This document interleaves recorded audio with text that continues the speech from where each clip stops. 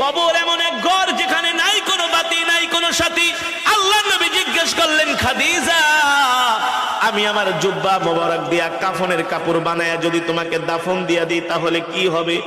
আম্মা জান খাদিজা বলে, গো আল্লাহর নবী, যদি আমি কোনো কারণে জাহান্নামী হয়ে যাই, আপনার জুব্বা মোবারক আমার শরীরে লাগার কারণে, থাকার কারণে জাহান্নামের আগুনের এত বড় সাহস নাই।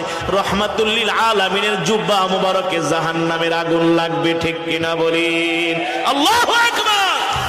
2 নম্বরে, আমি তোমার কবরের পাশে কেন হাঁটবো?